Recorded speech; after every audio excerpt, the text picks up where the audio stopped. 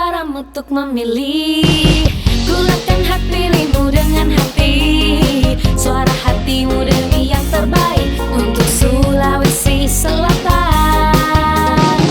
Rabu 27 November datang dan gunakanlah hak pilihmu demi sebuah harapan yang indah bangun Sulawesi Selatan. Langsung umum, bebas rahasia, jujur dan adil untuk kita semua. Mari sukseskan pilkada untuk kita, pilih gubernur, bupati, wali kota.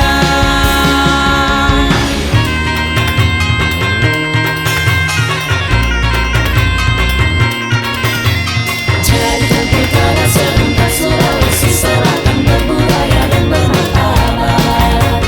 Tetap jaga kedamaian walau berbeda pilihan, semua ingin yang terbaik demi kesejahteraan Sumsel kita.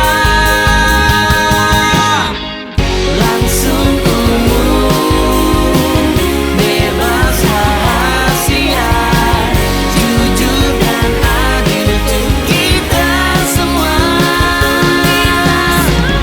Mari sukseskan pilkada untuk kita, pilih gubernur, bupati, wali kota.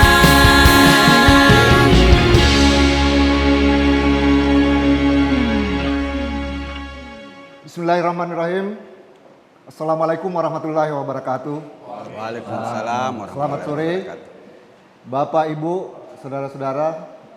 Alhamdulillah pada hari ini kita ketemu lagi di Forum Dosen ya, Tribun Timur, dan ini acara yang kesekian kali dengan Kapolda sebelumnya juga sebetulnya. Siap. Dan kita dapat berkah lah hari ini bisa bertemu dan berdialog dengan Pak Kapolda. Ada juga Ketua KPU Sulsel Pak Hasbullah dan Ketua Bawaslu ya Bu Mardiana Rusli. Nah, mereka para panelis ini akan berbicara tentang tema utama ya dari diskusi kita, damai dan jaminan keamanan bagi penyelenggara dan pers. Jadi pemilu damai, kemudian jaminan keamanan bagi penyelenggara. Nah, ini ada dua penyelenggara dan juga pers. Saya kira di sini banyak insan pers.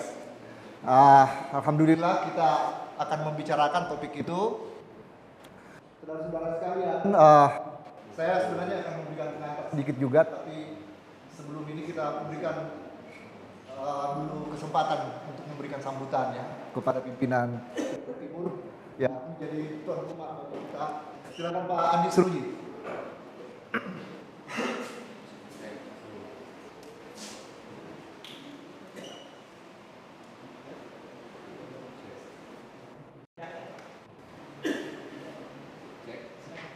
Assalamualaikum warahmatullahi wabarakatuh.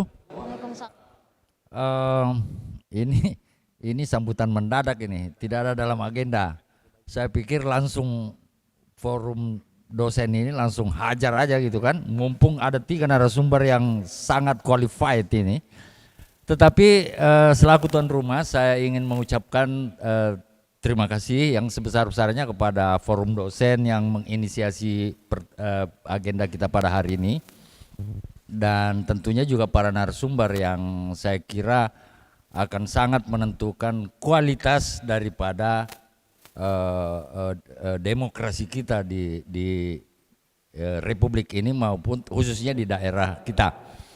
Ada Pak Hasbullah, Ketua KPU, ada Ketua Bawaslu, Ibu Mardiana Rusli, ada Pak Kapolda yang akan menjadi penentu dari jalannya maupun seperti yang saya katakan tadi kualitas demokrasi. Ketika 3 institusi ini bekerja dengan baik, saya kira kualitas demokrasi yang kita dambakan tidak akan kita ragukan lagi. Dan sebagaimana tema pemilu serentak, damai dan jaminan keamanan, itulah salah satu bagian dari kualitas demokrasi itu. Berdemokrasi orang harus happy, termasuk persnya, termasuk penyelenggaranya harus happy sebetulnya. Berdemokrasi itu harus happy, lepas dari rasa takut, bebas menentukan pilihan, bebas memberitakan secara objektif. Itulah kualitas demokrasi yang kita harapkan. Sekali lagi selaku tuan rumah, saya mengucapkan terima kasih kepada KPU, kepada Pak Kapolda, kepada Ibu Bawaslu, kepada Forum Dosen, Pak Adi, dan para dosen, dan teman-teman dari 5 organisasi 4, ada IJTI, ada AJI, ada SMSI, dan ada AMSI ya. Saya kira 4 organisasi media dan pers ini Pak yang memang perlu terlibat dalam upaya bersama untuk meningkatkan kualitas demokrasi kita. Sekali lagi terima kasih atas kehadiran dan partisipasi kita. Semoga dialog kita pada hari ini dapat memberi manfaat yang sebesar-besarnya bagi demokrasi kita maupun pembangunan di Sulawesi Selatan yang sama-sama kita cintai. Sekian, Assalamualaikum warahmatullahi wabarakatuh. Terima kasih Pak Andi Seruji. Saya langsung sebenarnya karena waktunya singkat ya. Jadi Bapak Ibu, sebenarnya saya dapat WA ya malam-malam ya, kemarin malam, tengah malam dari Pak Tamsil Tribun yang menyampaikan bahwa alhamdulillah Pak Kapolda, Puan Rayan, Pak Jenderal bersedia hadir di acara kita untuk dialog ya. Dan memang sebenarnya agenda yang sering kita lakukan selama ini, setiap ada event, pilkada ataupun pemilu, memang selalu kita berharap dan alhamdulillah beberapa kali Kapolda, Kapolres juga hadir di acara ini. Dan jadi sebenarnya WA pertama yang saya terima dari Pak Tamsil, jadi sebenarnya melalui dan Pak Kapolda ya. Dan alhamdulillah forum dosen yang selama ini bermitra, kita bisa kembali ya laksanakan dialog ini bersama-sama. Bapak Ibu, ada beberapa komunitas memang yang hadir ini Pak Jenderal. Ada dari pers, ada juga dari forum dosen. Di layar itu ada Prof. Amir Ilyas, Fakultas Hukum, Guru Besar.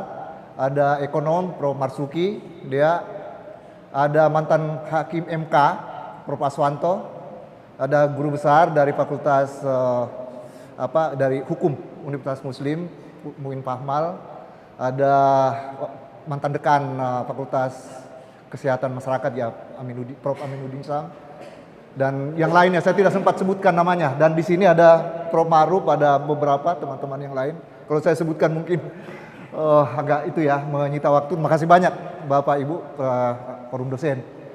Nah, ini topik ini sebenarnya jadi perhatian masyarakat ini Pak. Karena Sulsel itu dianggap sebagai zona merah. Jadi dalam penyelenggaraan pemilu pilkada, ya, Sulsel itu dianggap zona merah. Ada 5 daerah di Indonesia dari 38 provinsi ya, NTT, Kaltim, Jatim, Sulawesi Selatan dan Sulawesi Tengah dianggap zona merah. Kayaknya setiap tahun ya Sulsel masuk kategori zona merah ya, provinsi. Dan kabupaten bahkan ada 8, Bulukumba, Jeneponto, Makassar, Parepare, Goa, Palopo, Suping, Toraja. Lumayan banyak juga ini yang kalau kita lihat dari indeks kerawanan pemilu yang saya coba baca, ada sejumlah kabupaten dan kita di tingkat provinsi masuk kategori zona merah. Nah, 4 titik rawan yang menjadi zona merah itu, kenapa sampai zona merah? Pertama adalah politik uang. Nah, ini kerawanan yang mungkin muncul pertama sehingga disebut zona merah. Ini perlu barangkali supaya kita punya pemahaman yang sama untuk dipahami itu. 1, politik uang. 2, netralitas ASN termasuk TNI Polri. Jadi sorotan juga. Jadi tepat Pak Kapolda hadir di sini karena banyak sorotan juga ini kayaknya Pak Jenderal mengenai posisi Polri apakah bisa netral atau tidak di dalam penyelenggaraan pilkada. Dan kemudian politisasi SARA. Nah ini juga termasuk isu yang rawan di kita. Faktor primordial itu adalah salah satu titik perhatian yang seringkali muncul yang berkaitan dengan SARA. Dan 4, kampanye negatif. Nah beberapa hari setelah pendaftaran ya sudah mulai marak sekali di media sosial, bahkan isu-isu yang ya kalau saya baca sudah menjurus ke kampanye negatif, dan saya kira ini akan meningkat eskalasinya di masa mendatang. Nah 4 titik rawan ini, politik uang, netralitas ASN, TNI, Polri, politisasi SARA, dan kampanye negatif. Nah ini barangkali nanti mudah-mudahan kita bisa bahas bersama. Nah yang mungkin jadi perhatian kita, beberapa poin yang kita harapkan mudah-mudahan bisa tersentuh sebentar. 1, netralitas Polri di pilkada serentak berdasarkan undang-undang. Yang kedua, status indeks kerawanan pemilu serentak Sulsel. Kenapa masuk 5 besar dan apa yang akan dilakukan oleh kepolisian daerah. Yang kedua, berapa personil yang disiagakan selama kampanye nantinya. Nah, 3 bulan ya mendatang ini personil dari Polda untuk pengamanan. Bagaimana komitmen Polri untuk menjamin keamanan penyelenggara. Nah, ini salah satu isu yang utama, keamanan penyelenggara dan pers beserta saksi, para paslon. Kemudian berikutnya, apakah sudah ada personil yang diberikan sanksi?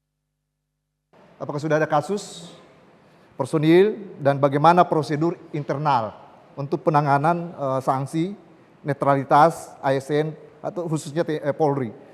Dan terakhir saya kira, nah ini ada sejumlah juga ini sebetulnya yang mungkin perlu barangkali mendapat klarifikasi. Ini biasa Pak Kapolda. Nah, kita mengalami Kapolda sebelumnya juga ada sejumlah isu yang muncul di publik, barangkali perlu nanti di akhir-akhir ya, apa sebenarnya yang terjadi sehingga muncul banyak sekali berita ya, bukan banyak tapi ada berita lah yang sempat muncul di publik, dan ya mungkin ini momen yang sangat bagus untuk Puan Rayan, Pak Kapolda untuk menjelaskan ke publik mengenai berita keputusan. Itu sangat riskan sekali dan harus ada klarifikasi. Saya kira itu beberapa poin yang mungkin nanti saya sampaikan itu karena waktunya sangat tidak cukup menjelaskan keseluruhan, tapi mudah-mudahan ya Pak Kapolda bisa menjelaskan nanti. Dan ini ada Ketua KPU dan Ketua Bawaslu ya, mungkin yang akan melengkapi. Kita berikan kehormatan dulu barangkali ya Pak Kapolda. Ya. Baik, terima kasih. Assalamualaikum warahmatullahi wabarakatuh. Waalaikumsalam warahmatullahi wabarakatuh. Alhamdulillah kita dipertemukan dalam kegiatan hari ini dalam acara podcast Tribun Timur. Saya terima kasih sudah diundang dan alhamdulillah tidak ada jadwal lain dan memang sudah saya plotkan Prof untuk hadir dalam kesempatan yang sangat berharga ini. Yang pertama tentu terkait apa yang disampaikan oleh beliau sebagai Ketua Forum Dosen. Yang pertama terkait dengan netralitas Polri di dalam proses pilkada serentak. Ada beberapa aturan atau dasar hukum yang menjadi landasan di mana anggota Polri dituntut harus netral. Dan tentu ada sanksi yang berlaku jika hal ini dilanggar. Yang pertama itu Undang-Undang Nomor 7 Tahun 2017 tentang pemilihan umum. Nah, pemilihan umum ini sudah kita lewati kemarin, yaitu pemilihan presiden dan pemilihan legislatif. Alhamdulillah di dalam prosesnya berjalan lancar, damai, aman, dan kasus netralitas yang melibatkan oknum anggota Polri, dalam hal ini Polda Sulsel dan jajaran, tidak ada. Ini tentu patut kita syukur. Kemudian juga saat ini kita memasuki proses tahapan pemilihan kepala daerah, di mana landasan hukumnya adalah Undang-Undang Nomor 10 Tahun 2016 tentang pemilihan gubernur, bupati, wali kota. Ini juga menjadi salah satu landasan untuk ditegakkannya netralitas anggota Polri. Di samping itu di dalam Undang-Undang Nomor 2 Tahun 2002 sendiri tentang Kepolisian Negara Republik Indonesia, pasal 28 juga ditetapkan bahwa Polri bersikap netral dalam kehidupan politik dan tidak melibatkan diri dalam politik praktis. Anggota Polri tidak menggunakan hak memilih dan dipilih. Ini menjadi dasar juga. Kemudian aturan teknisnya sendiri ini juga diatur secara jelas di dalam peraturan Kapolri nomor 7 tahun 2022 tentang kode etik profesi kepolisian, di mana jelas di dalam pasal 4 huruf H disebutkan bahwa setiap pejabat Polri dalam etika kenegaraan wajib bersikap netral dalam kehidupan politik. Kemudian di dalam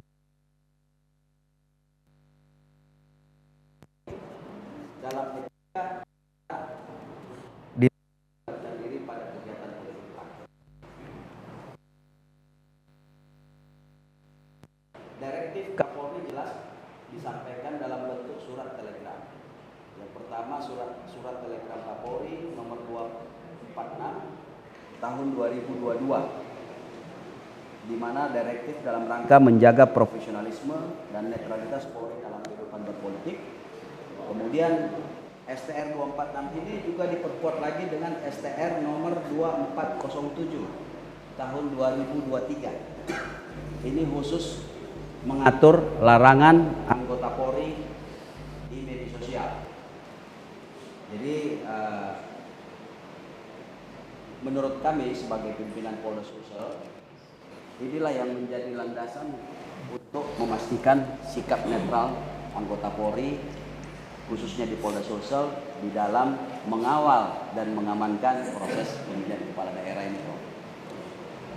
Tentu bagi yang terbukti terlibat, ini sanksinya jelas. Kalau tidak disiplin ya etik. Itu sanksinya, Prof. 2. Etik atau disiplin. Nah, tentu yang paling berat itu kalau etik adalah PPDH. Ini tergantung nanti di dalam proses pembuktian, di mana yang menegakkan ini tentunya adalah ada bidang profesi dan pengamanan. Di Polda sendiri ada Kabid Propam. Inilah yang melakukan kontrol, pengawasan, kemudian mengevaluasi setiap peristiwa-peristiwa yang terjadi di lapangan yang melibatkan atau diduga melibatkan anggota Polri. Tentu ini menjadi dasar juga bagi masyarakat awam untuk menuntut Polri supaya netral, khususnya tentu yang ada di Sulsel, karena kita berbicara di lingkup kepolisian daerah Sulawesi Selatan. Kemudian terkait dengan status indeks kerawanan pemilu, memang kali ini dalam pilkada kita masuk kategori kelima, rawan nomor urut 5. Ini berdasarkan pemetaan yang dilakukan oleh teman-teman Bawaslu. Kalau tadi disampaikan oleh Prof tadi bahwa selalu Sulsel ini rawan, kemarin di Pilpres kita tidak rawan, Prof. Berdasarkan pemetaan kemarin yang Pilpres dan pemilihan legislatif, Sulsel itu berada di ranking 33 dari 34. Jadi nomor 2 terendah rawannya. Nah, mungkin kemudian ini dilakukan survei kembali terkait dengan pilkada. Memang di mana-mana dan setiap saat kami sampaikan bahwa tentu situasi pemilihan kepala daerah ini akan berbeda dengan pemilihan presiden, karena antara pemilih dan yang dipilih ini saling kenal. Bisa saja dalam satu rumah beda-beda pilihannya, potensi bersih tegangnya tinggi, potensi untuk bergesekan tinggi. Nah, inilah yang kemudian mungkin mempengaruhi sehingga menimbulkan hasil survei di mana bahwa Sulsel ini menjadi salah satu daerah terawan dalam peringkat 5 untuk kali ini, untuk pilkada kali ini. Terkait dengan langkah-langkah yang sudah kami lakukan, banyak hal yang sudah kami lakukan selaku penanggung jawab Kaptipmas di Sulawesi Selatan. Mulai dari proses pemetaan situasi, kemudian koordinasi dengan pemangku kepentingan, saya rasa dengan penyelenggara Pak Hasbullah dari KPU, kemudian pengawas dari Bawaslu, sudah banyak kegiatan yang kami lakukan secara koordinatif, kolaboratif untuk memastikan dan mempersiapkan proses pilkada di Sulsel ini bisa berjalan sesuai dengan aturan dalam situasi yang aman dan nyaman. Nah, tentu dalam beberapa kesempatan saya juga sering menyampaikan kepada masyarakat bahwa untuk mewujudkan keamanan dan kenyamanan di Sulawesi Selatan ini, Polri tidak bisa berdiri sendiri. Kami harus didukung dan bergandengan tangan, kolaborasi dengan seluruh pemangku kepentingan, termasuk berbagai elemen masyarakat. Dan insya Allah atas dukungan masyarakat Sulsel, pilkada kali ini Polda Sulsel tentu bisa kuat untuk mengawal jika mendapat dukungan dari seluruh pihak yang ada di Sulawesi Selatan, termasuk dari unsur TNI, kemudian pemerintah daerah, kemudian dari penyelenggara, dari pengawas, serta seluruh potensi masyarakat yang ada. Kemudian yang berikut terkait personil yang kami siagakan selama proses pilkada. Nah, saat ini kita berada di dalam tahap verifikasi calon. Ya, tahap verifikasi calon. Ada beberapa hal yang kita antisipasi dan sudah kita petakan, di mana kemungkinan timbul riak-riak. Ini terkait dengan proses verifikasi. Beberapa saat yang lalu kita juga semua tahu ada calon yang kemudian dikategorikan tidak memenuhi syarat. Ya. Kemudian ada beberapa daerah juga yang kami petakan berpotensi, calonnya berpotensi TMS, tidak memenuhi syarat. Nah, ini tentu kami selaku penanggung jawab Kamtibmas, kami berkoordinasi dengan penyelenggara, dengan KPU, juga dengan teman-teman Bawaslu, bagaimana kita mengawal potensi-potensi ini supaya bisa terkelola dengan baik tanpa harus berkonflik. Tanpa harus berkonflik, tidak perlu ada gesekan, kita tinggal kedepankan mekanisme yang ada, prosedur yang ada. Yang kami antisipasi itu ada beberapa daerah terkait di dalam proses verifikasi ini, Prof. Mungkin dalam kesempatan ini tidak perlu kami sampaikan daerah mana, tapi nanti mungkin setelah ini bisa kami sampaikan. Nanti kami sampaikan setelah ini, tetapi kami pastikan selaku penanggung jawab Kamtibmas, ini semuanya sudah kami petakan, kami antisipasi. Nah, khusus untuk personil di tahap kampanye, jadi setelah proses verifikasi ini nanti selesai tanggal 22, kemudian 23 diumumkan ya Pak KPU ya? 22 diumumkan calon kepala daerah. Insya Allah tanggal 25 kita masuk tahap kampanye, 25 September sampai dengan tanggal 23 November ya? 23 November. Nah, menurut pemetaan yang ada, yang paling rawan di Sulsel ini di tahap kampanye. Kita justru, naudzubillah min zalik, terrawan nomor 1 Pak. Rawan nomor 1. Nah, tentu ini menjadi hal yang tidak baik. Tapi saya selalu di mana-mana menyampaikan bahwa insya Allah Sulawesi Selatan ini akan aman dan nyaman dalam proses penyelenggaraan pilkada. Justru pada saat tahap pemilihan di TPS, kita itu nomor 21, Prof. Nomor 21 dari 34 provinsi, Pak. Jadi eskalasinya berbeda, Nah, khusus di dalam tahap kampanye ini, Polda Sulsel mengerahkan 7.656 personil. Terdiri dari 2.260 personil Polda, kemudian 5.396 ini personil dari Polres jajaran.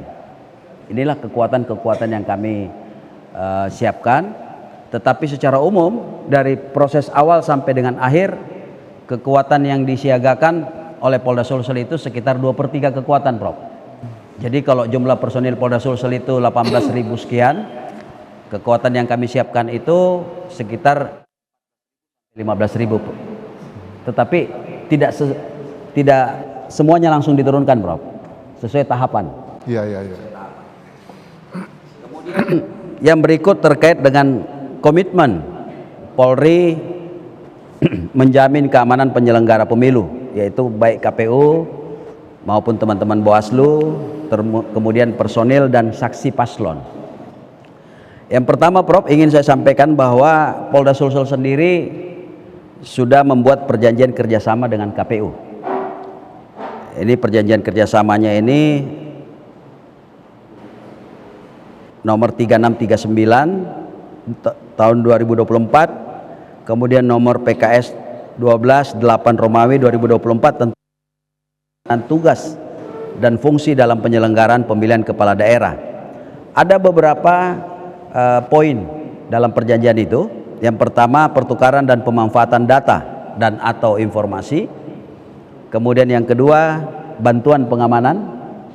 Kemudian yang ketiga adalah penegakan hukum, karena kami punya Satgas Sentra Gakumdu, Sentra Penegakan Hukum Terpadu. Isinya itu teman-teman dari Bawaslu, kemudian dari Kejaksaan. Dari Kejaksaan ini kalau kita bicara konteks Sentra Gakumdu. Kemudian yang keempat adalah peningkatan kapasitas dan pemanfaatan sumber daya manusia. Dan yang terakhir adalah pemanfaatan sarana dan prasarana. Nah, khusus untuk pengamanan melekat dan pengawalan kepada para calon, ini juga kita siapkan, Prof. Kita siapkan. Nah, khusus untuk calon gubernur, kita tahu bahwa calon gubernur kita ada 2 pasang ya. Calon kepala daerah provinsi ini, gubernur ada 2 pasang. Khusus untuk calon gubernur, per orang itu ada 21 personil, Pak. Baik yang melekat maupun yang mengawal. Kemudian untuk calon wakilnya juga 21 personil. Ini baik melekat maupun yang mengawal. Kemudian khusus untuk ketua KPU selaku penyelenggara, ini ada 6 personil yang melekat kepada ketua KPU, dan kepada ketua Bawaslu ada 6 personil. Ini total ada 96 personil untuk tingkat provinsi, Prof. Nah, khusus untuk di daerah, kabupaten kota, ini diselenggarakan oleh Kapolres dan Kapolrestabes masing-masing. Jadi mereka menyelenggarakan personil untuk pengamanan masing-masing. Kemudian perlu juga kami sampaikan dalam kesempatan ini bahwa Satgas ini akan melakukan pengamanan dan pengawalan VIP terhitung mulai tanggal 24 September. Jadi 22 diumumkan, 20 membuat acara untuk menyerahkan pengamanannya, personil pengamanan dan pengawalan. Ini akan kami lakukan pada tanggal 24 September sore. Ini nanti pasti juga bisa diliput oleh teman-teman media sebagai bagian daripada proses pengamanan tahapan pilkada. Kemudian terkait dengan dislokasi personil, Polda Sulsel telah menempatkan dan melakukan pengamanan 20 personil di masing-masing kantor KPU dan Bawaslu. Jadi ini sudah berjalan, berjalan sejak tahap awal. Itu masing-masing 20 personil, baik di kantor KPU maupun di kantor Bawaslu, provinsi maupun kabupaten kota. Kemudian khusus untuk pengamanan TPS pada hari H, ini memang ada pemetaan tersendiri juga. Ada berdasarkan perhitungan kerawanan, Prof. Iya. Nah, kalau sebelumnya di dalam proses pilpres itu kami hanya memetakan berdasarkan kerawanan kondisi geografis. Nah, kalau dalam pilkada kali ini tidak bisa hanya geografis. Iya. Kita harus berbicara historis, kemudian pola, kemudian karakteristik masyarakat setempat. Ini ada beberapa tolak ukur yang kami gunakan untuk menentukan pola pengamanan TPS. Kami sendiri terinformasikan sebelumnya oleh teman-teman penyelenggara bahwa kali ini pilkada itu kalau sebelumnya di pilpres per TPS 300 suara, kali ini per TPS 600 pemilih. Artinya ada penciutan jumlah TPS, tapi ada penambahan pemilih per TPS. Nah tentu ini kita juga melihat ke situ Pak, untuk pengamanannya. Kemudian yang kelima, apakah sudah ada personil yang diberikan sanksi netralitas? Bagaimana prosedur internal? Nah, ini perlu saya sampaikan bahwa sampai saat ini kalau ditanya apakah sudah ada yang disanksi, belum ada. Tapi apakah sudah ada yang diproses? Ada. Ada 2 yang sementara sedang berproses. Tentu kembali nanti melihat kepada fakta dan keterangan-keterangan yang sedang ditangani oleh Bitpropam. Ini kami temukan ada pelanggaran terhadap netralitas di salah satu daerah. Oh, sudah ada kasus ya? Ada kasusnya. Tapi belum sanksi. Belum sanksi. Sedang berproses, Prof. Iya. Sedang berproses karena ini terjadi pada saat proses deklarasi dan pendaftaran. Pendaftaran calon. Ini kami temukan ada 2 anggota Polri yang diduga melanggar netralitas ini. Kemudian mengenai prosedur penanganan, tentu sebagaimana saya sampaikan di awal tadi, berdasarkan aturan dan ketentuan yang ada, leading sektor di dalam penegakan netralitas ini adalah Bitpropam. Mereka juga menganut asas-asas hukum yang berlaku, mulai dari pengumpulan bahan keterangan, kemudian penyelidikan internal. Apabila bisa difaktakan apakah masuk kategori disiplin, dia akan lari ke sidang disiplin. Kalau masuk kategori pelanggaran etika, maka akan masuk ke sidang kode etik. Ini seperti itu, Prof. Tindak lanjutnya nanti.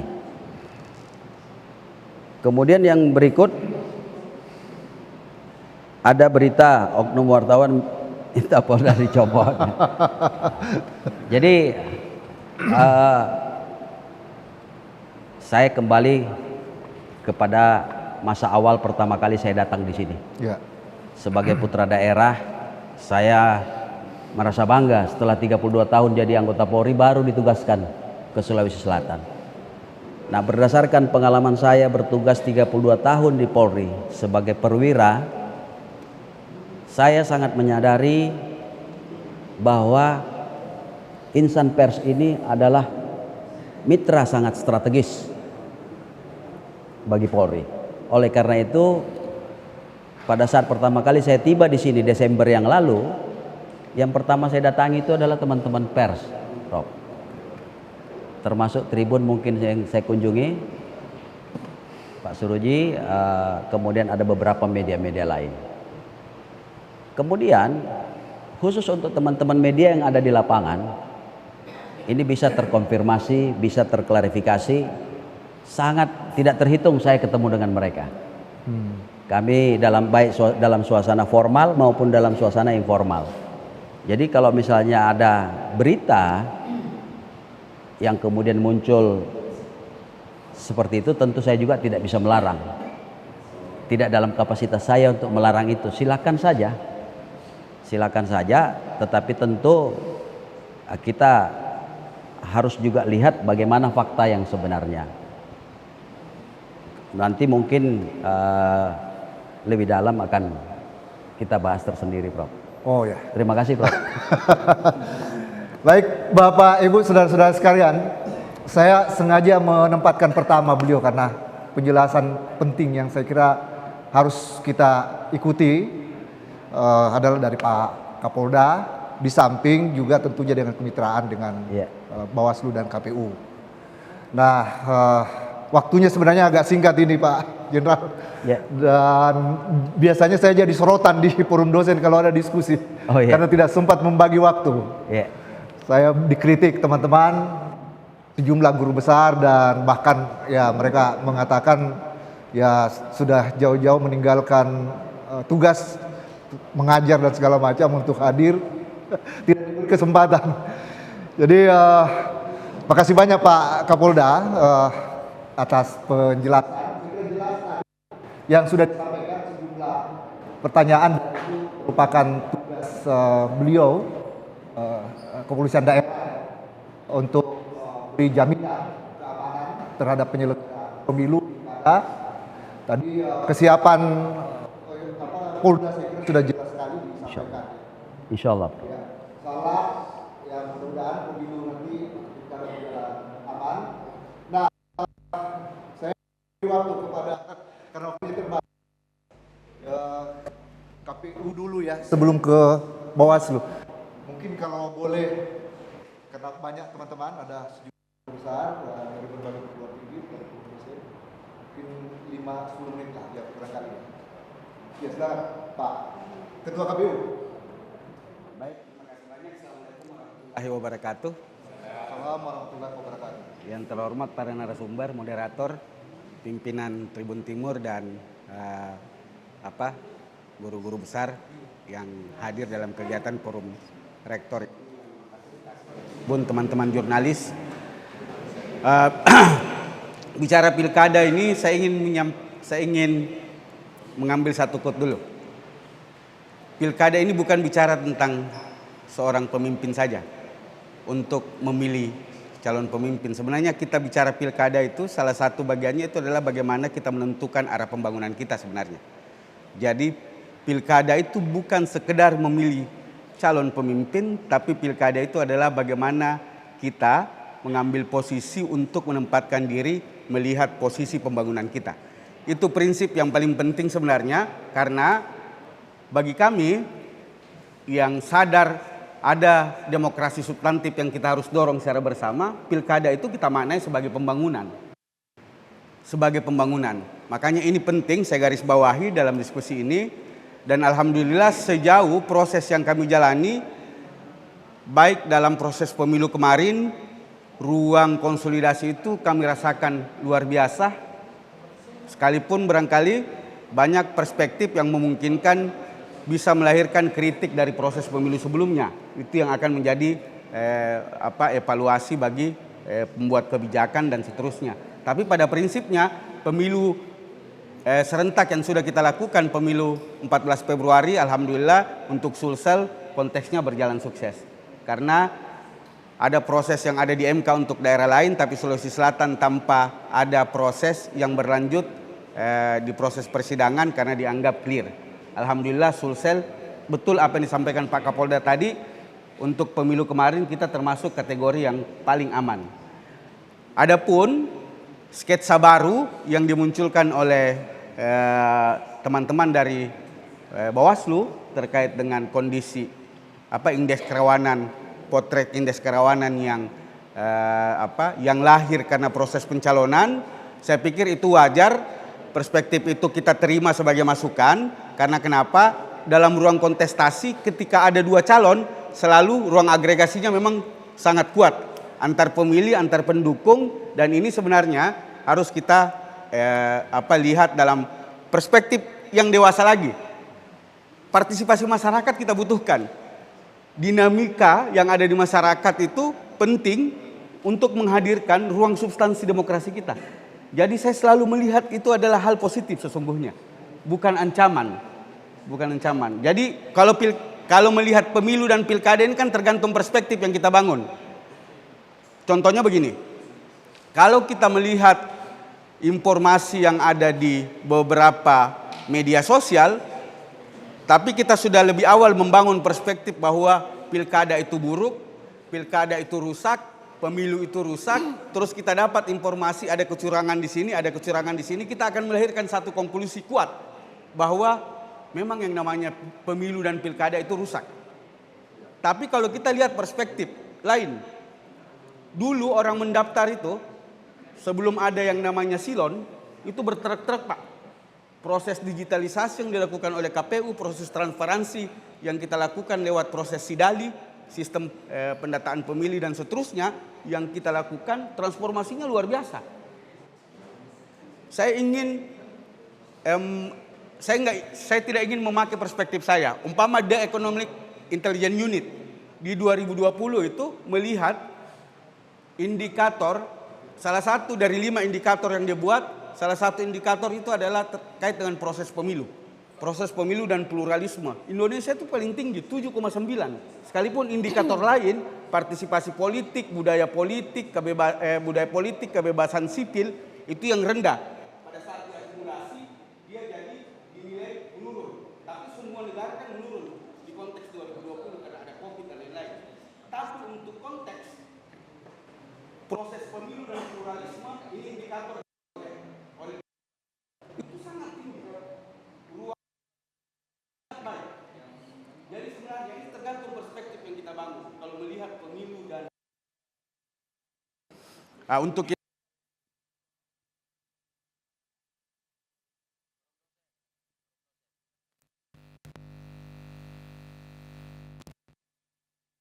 bertanya, kenapa serentak? Pilkada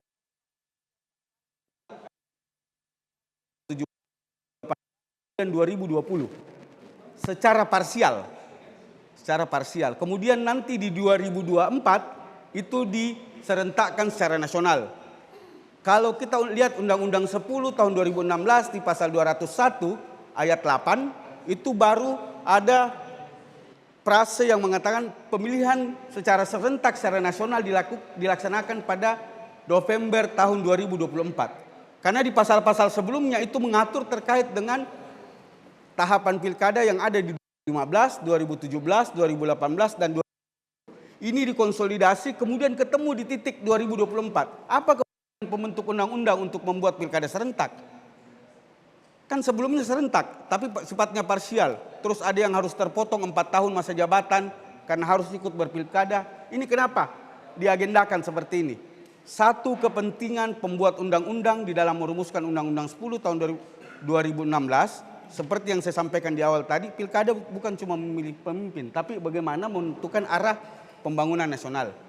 Pilkada serentak diharapkan ini dilaksanakan cuma untuk mengkonsolidasi agenda pembangunan nasional, biar terintegrasi antar daerah dan pusat.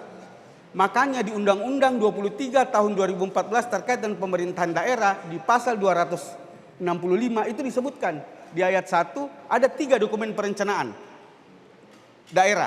Pertama apa? RPJMD, Rencana Pembangunan Jangka Panjang RPJPD, Rencana Pembangunan Jangka Panjang Daerah.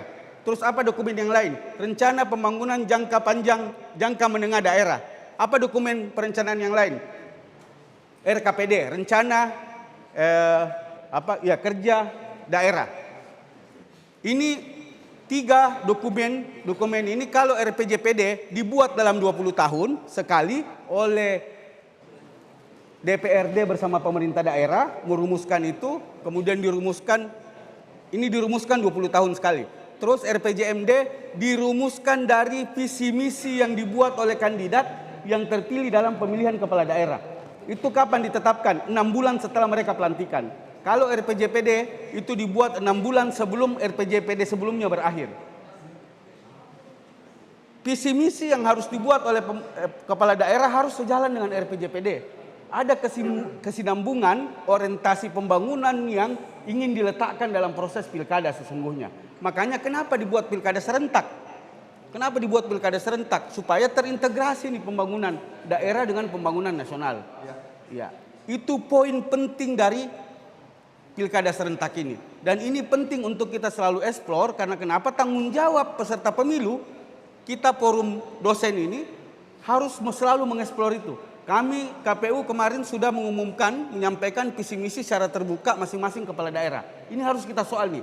Ini sejalan nggak dengan RPJPD kita yang barusan ditetapkan ini? Iya. Jadi poin kita di situ. Mudah-mudahan itu bisa kita eksplor lebih jauh supaya muatan pilkada serentak kita ini punya dampak pembangunan yang lebih baik.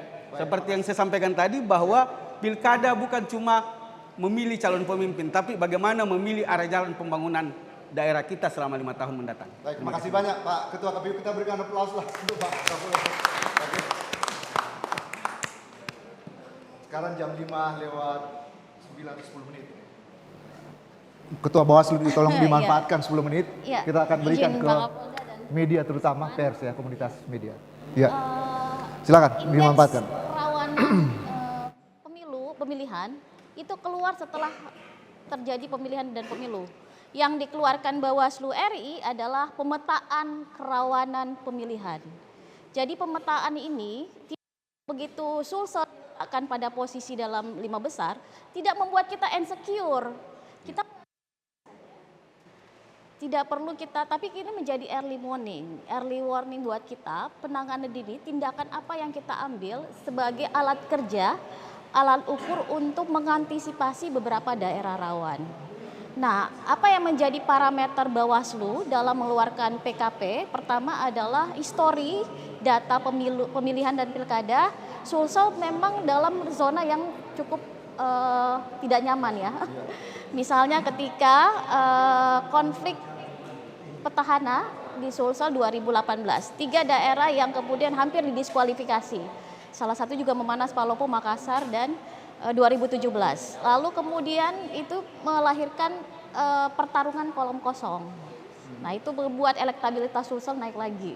Yang kedua adalah beberapa histori tentang konflik sosial yang menyebabkan sejumlah daerah-daerah dan juga sarana pemerintahannya itu kemudian berubah. Tapi kemudian ini melandai 2019-2020, artinya bahwa Sulsel secara ekosistem baik mereka yang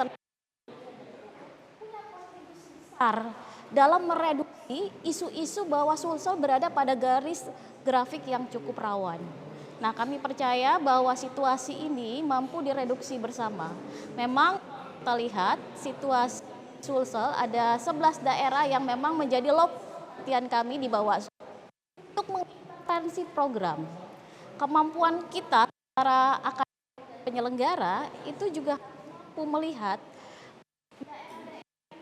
benar rawan terkait dengan netralitas penyelenggara pemilu, netralitas penyelenggara negara. Memang kalau kita merujuk kepada 10 tidak terlibat dalam kampanye adalah salah satunya ASN, TNI Polri, dan juga polisi dan kepala desa. Kampanye pun lakukan perlibatan ASN. Beberapa daerah di masa ini sudah kita awasi dan kita sudah teruskan ke tinggi. Ada tangani sudah kita teruskan. Di Palopo ada 13 ASN yang sudah kita proses. Di Luwu Timur juga ada sekitar 18 kasus, itu sebagian terlibatan pada para tahanan, kemudian ada di Parepare ada 9 kasus. Artinya bahwa kita tidak menurunkan tensi kita dalam konteks pengawasan. Nah, itu juga kita lihat. Kalau kita melihat bahwa skema 2024 kemarin pemilu, Sulsel berada pada rawan rendah. Tetapi grafik penanganan pelanggaran kita tensinya juga tidak turun. Buktinya kita mendapatkan laporan dari masyarakat ada 96, temuan 86, penanganan pelanggaran 103. Termasuk dengan kekuatan sentra Gakundu sebagai core dalam penanganan pelanggaran pidana juga sangat kuat dalam proses pengawalan. Nah, ini juga karena masyarakat kita sangat memiliki kemampuan kecerdasan dalam mengawas prosesnya ya. Kemampuan politik, sosial politik di masyarakat yang cukup tinggi itu tidak bisa kita abaikan. Nah, pertanyaannya dalam situasi ini bagaimana kita mengendalikan bersama? 2 institusi yang mesti menurut saya punya peran penting dalam membangun kekuatan pilkada kita. Pertama adalah dari aparat keamanan. Aparat keamanan ini buat kami di Bawaslu sebagai payung pelindung. Karena kita ini sangat rentan dengan semua tindakan, kebijakan, dan bagaimana norma itu semua beririsan dengan hukum. Maka konsultasi kita melalui sentra Gakundu. Konsultasi komunikasi kita tentang geopolitik keamanan dengan Kapolda. Kami intens pada pemilu kemarin, ada sedikit gesekan kita sampaikan. Bukan dalam konteks kita mengambil tindakan, tapi kita juga menjaga diri kita dan pasukan kami dibawa dengan kerentanan terkait dengan kepentingan politik yang bisa berdampak hukum. Nah, yang kedua adalah bagaimana juga kita menyadari bahwa kaum pers ini juga punya peran penting membangun kualitas pemilu yang kemarin menjadi posisi teraman dengan informasi yang real time mengabarkan tentang Sulsel. Kami di pemilu kemarin punya namanya kelompok gugus tugas. Jadi ada dari perwakilan KPID, KPU dan Bawaslu, juga beberapa profesi media. Kita coba mengikat komitmen untuk hal-hal yang sifatnya isu-isu positif ya dalam pemilihan. Itu juga kita akan dorong bagaimana mendorong isu-isu positif dalam pemilihan kami. Nah, saya kira tanpa mengabaikan tugas dan fungsi TWK masing-masing, silakan kita melakukan proses pengawalan, tetapi mari kita berkomitmen bahwa apapun masalahnya, apapun resikonya, kita melihat pilkada ini adalah milik kita semua, karena kita adalah bagian dari ekosistem pemilihan. Baik, satu menit saja sebelum saya ke pers ya. Ini tema sebenarnya jaminan keamanan. Saya belum disentuh tadi, 1 menit saja. Apakah ada ancaman keamanan penyelenggara Bawaslu dengan KPU? Tolong dijawab KPU dulu. Sejauh ini kami nggak merasa, kami bekerja sangat nyaman Ya. dan tidak ada ancaman. Tidak ada. Masa pencalonan boleh dikatakan tidak panas ya. Ya. Sejauh ini belum mendapatkan tekanan. Kalau kita ada tekanan kan kita cukup melaporkan pada Kapolda untuk pengamanannya, Pangdam sebagai TNI. Ya. Kita wait and see saja. Oke, saya berpikir sebenarnya bukan cuma pers, sebenarnya satuan Polda juga pasti akan berhadapan juga dengan ancaman keamanan ya.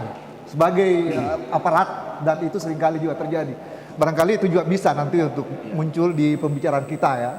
Semua barangkali juga bisa menghadapi terutama institusi-institusi yang terlibat, apalagi beliau bertiga, Pak Kapolda, jajaran, dan Bawaslu dengan KPU.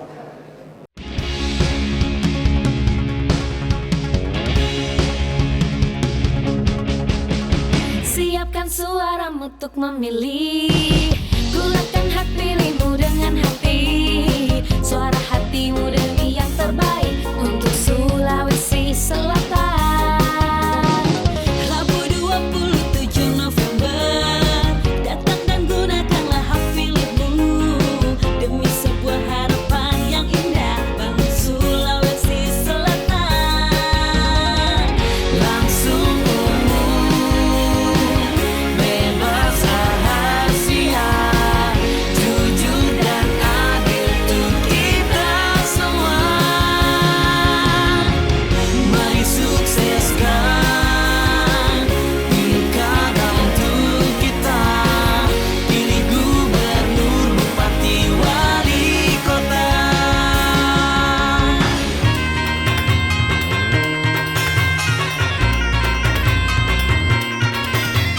Jadikan pilkada serentak Sulawesi Selatan berbudaya dan bermartabat. Tetap jaga kedamaian walau berbeda pilihan, semua ingin yang terbaik demi kesejahteraan Sumsel kita. Langsung umum, bebas rahasia, jujur dan adil untuk kita semua. Mari sukseskan pilkada untuk kita, pilih gubernur, bupati, wali kota.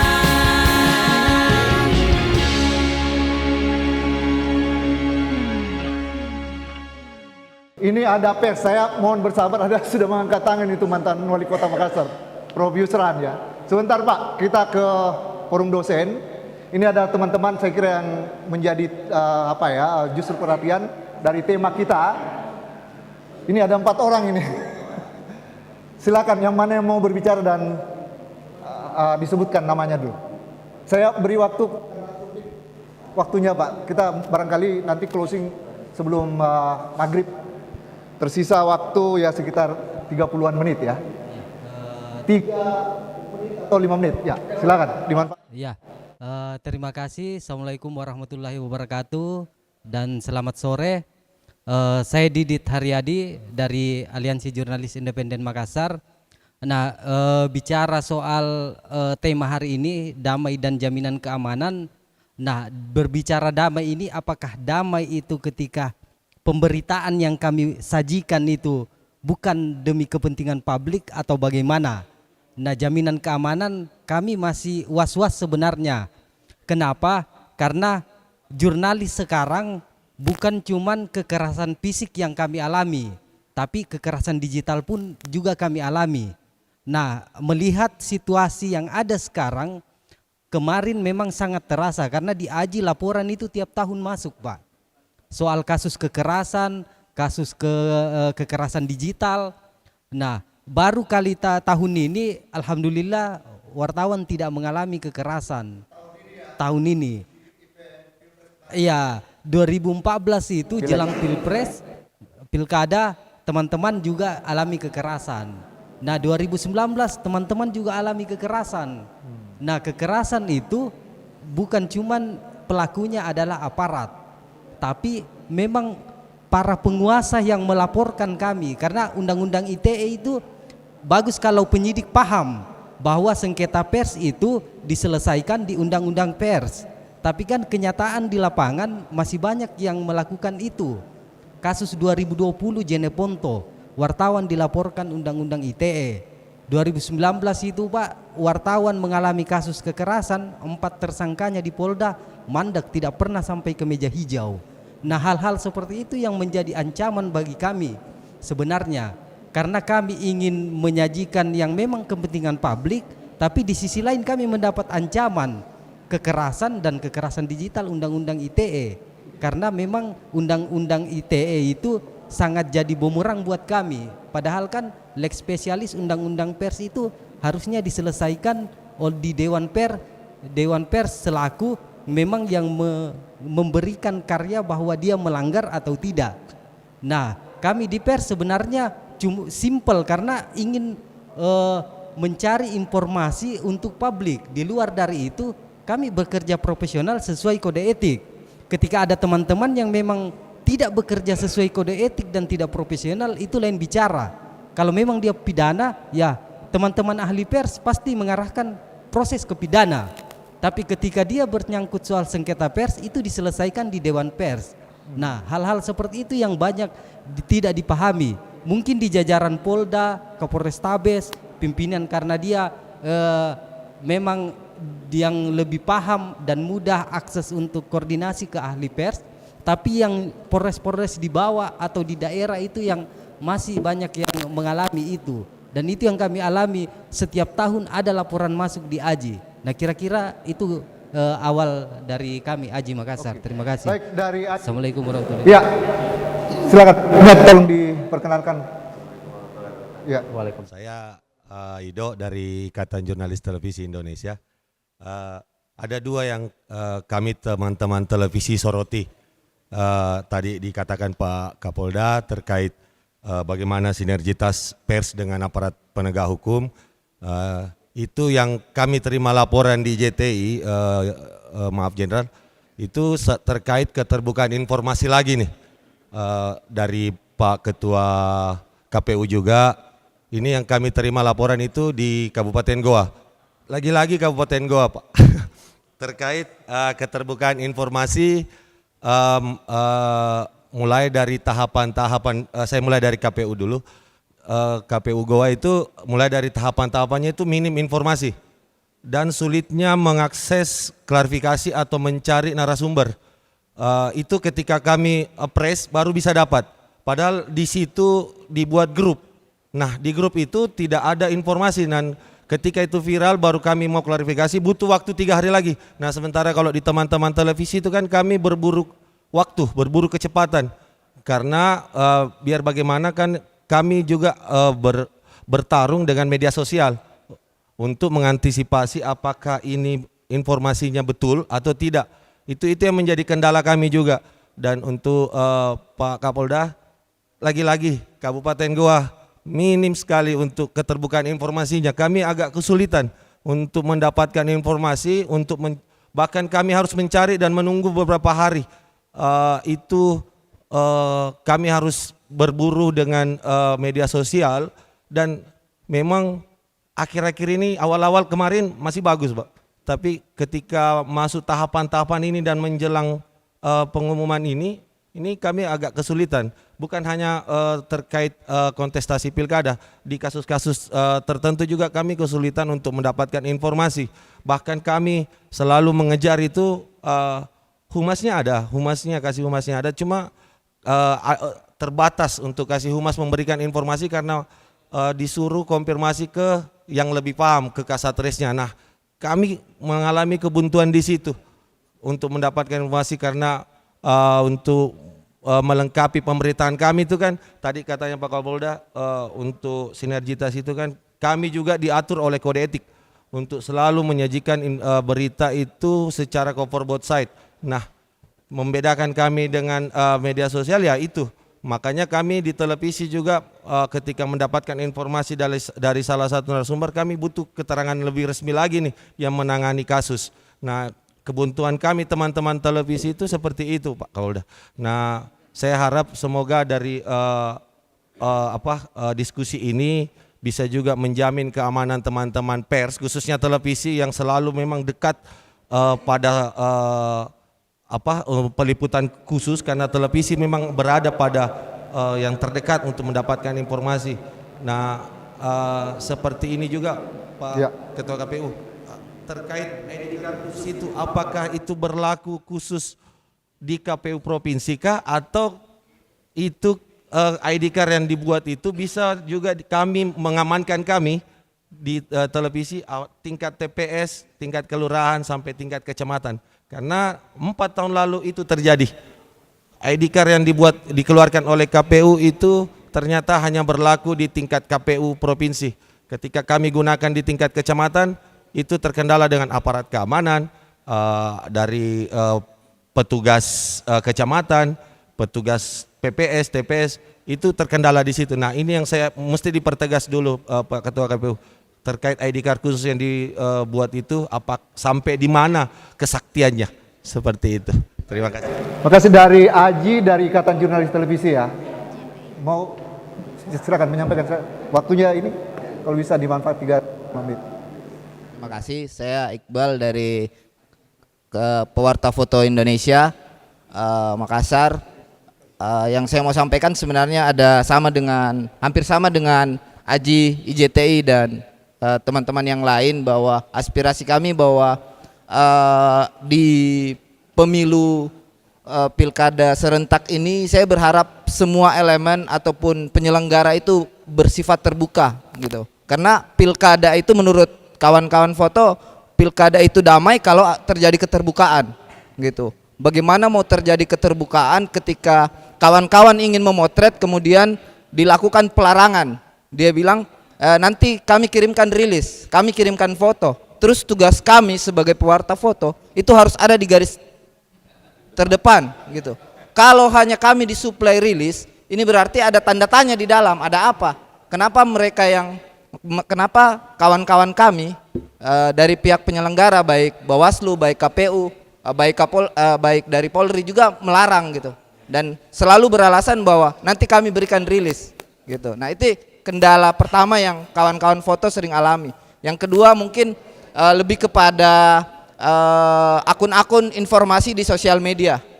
Ini ada beberapa akun-akun, kalau bercermin dari histori 2014 ketika masa A dan B, sebut saya itu hari yang bertarung adalah Ilham Arif Sirajuddin dan Syahrul Yassin Limpo. Kalau dipelajari, kawan-kawan foto pelajari, kekerasan terjadi di lapangan itu sudah direncanakan dari akun-akun sosial media yang tidak bertanggung jawab gitu. Ini kemudian yang menginformasikan, karena tidak ditindaki, akhirnya dia menginformasikan dan membakar semangat para pendukung yang lain untuk bertemu di satu titik. Nah, itu yang kemarin kami sempat riset, ternyata memang ada beberapa akun di Facebook yang sampai hari ini masih aktif untuk melakukan provokasi. Termasuk kemarin ketika sebelum pencalonan itu ada harusnya penindakan, atau kami sudah bisa memotret ketika ada terjadi kampanye ya paslon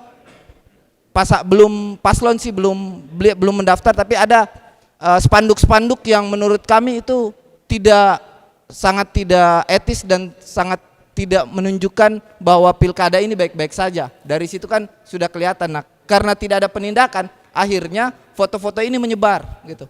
Termasuk beberapa karya foto kawan-kawan kami itu dijadikan meme. Ya, nah, oke. ini mungkin untuk Pak Kapolda juga sebaiknya saya rasa dari Polda punya khusus untuk kriminal di dunia maya ini, mohon dijadi atensi tersendiri Pak buat informasi-informasi Ikatan Jurnalis Fotografi ya. pewarta foto Indonesia. Pewarta fotografi.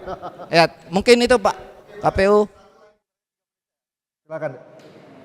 Terima kasih. Sebelumnya saya memperkenalkan diri dulu. Nama saya Hajriana sebagai Ketua Asosiasi Media Cyber Indonesia, wilayah Sulawesi Selatan. Nah, di bawah naungan AMSI itu saya perlu jelaskan sedikit bahwa kami itu adalah asosiasi perusahaan media. Nah, berkumpulnya media-media yang terverifikasi Dewan Pers. Nah, yang pertama yang harus saya sampaikan adalah sekaitan dengan tema, yaitu jaminan keamanan bagi penyelenggara dan pers. Karena kami dari insan pers, makanya kami akan sampaikan tentang kerentanan jurnalis mengalami kekerasan dan diskriminasi. Yang pertama pada saat melakukan peliputan di lapangan. Nah, apa yang terjadi pada saat peliputan? Yang baru-baru ini ada aduan pada saat meliput pada saat perhitungan suara.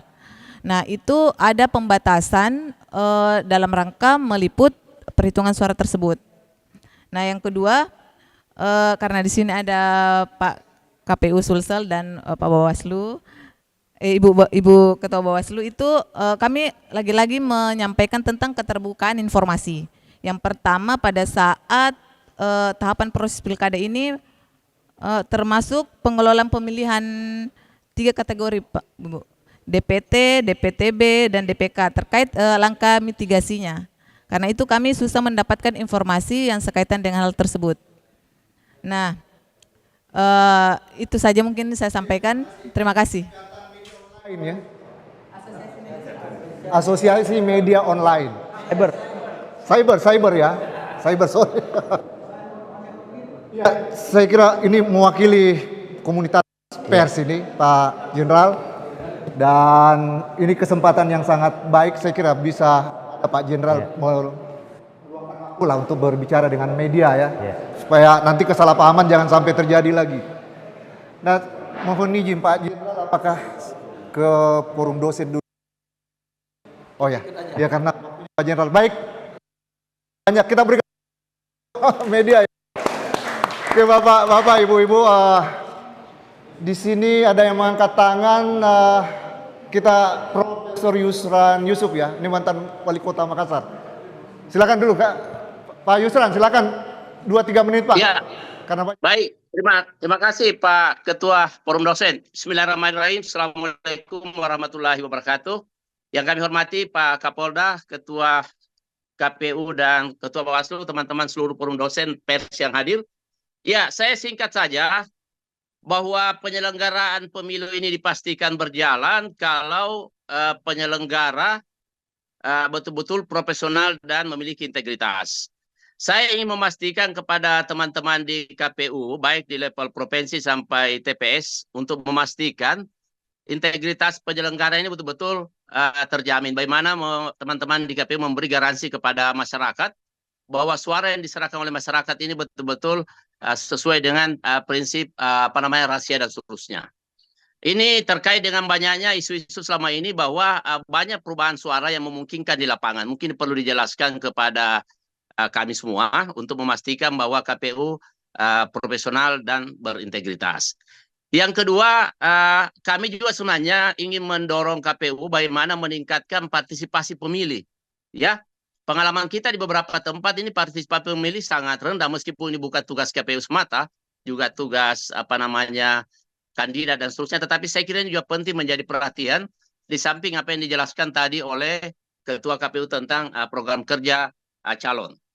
Yang terakhir mungkin Pak KPU, saya ingin mendapat penjelasan sedikit mengenai kasus yang di Maros, Wakil Bupati yang TMS, dengan isu bahwa informasi tidak TMS-nya itu bocor duluan sebelum sampai kepada yang bersangkutan.